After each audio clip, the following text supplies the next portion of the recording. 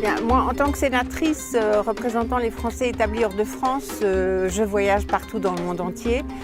J'ai souhaité m'occuper de ce groupe de liaison avec le président Retailleau, qui est le président de ce groupe de réflexion, de vigilance et de solidarité avec les minorités du Moyen-Orient et les Kurdes. Nous essayons de motiver les gens autour de nous. Là, on a besoin de faire quelque chose. You need to go in the camp. Il fait entre moins 10 l'hiver et 50 degrés l'été. Ils sont sous des tentes.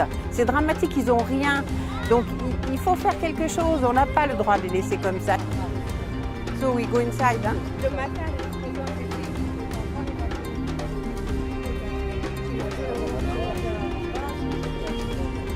c'est important de venir pour se rendre compte.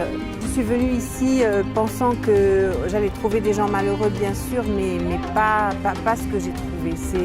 C'est vraiment dramatique. On a beaucoup de mal à vivre ce genre de situation.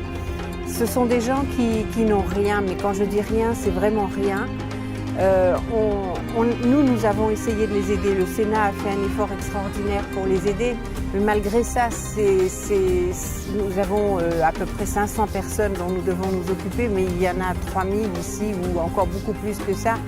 Donc ce sont des gens qui n'ont pas de quoi manger, ils ne peuvent pas trouver de travail, les enfants ne vont pas aller à l'école parce qu'ils n'ont pas de quoi les habiller, ils n'ont pas de quoi leur acheter des fournitures scolaires.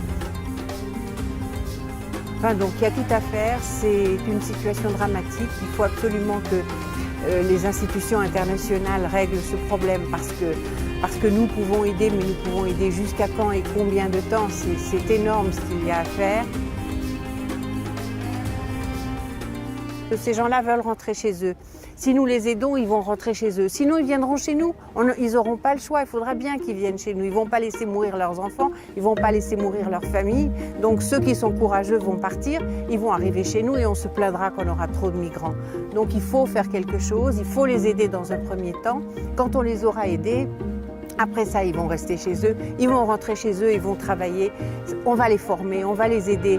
Nous, dans les 500 personnes dont on s'occupe, il y en a 100 qui ont des problèmes dentaires dramatiques. On ne peut pas les soigner, on n'a rien.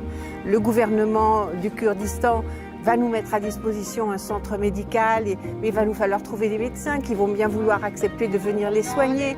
Il y a énormément de choses à faire. Donc voilà, aujourd'hui, je suis un peu désespérée. C'est un peu dur.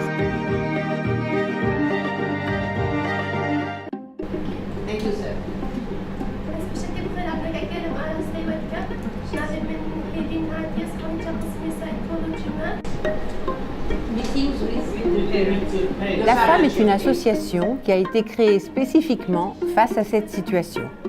Il y a beaucoup à faire et j'essaie d'apporter mon expérience d'entrepreneur pour aussi les aider.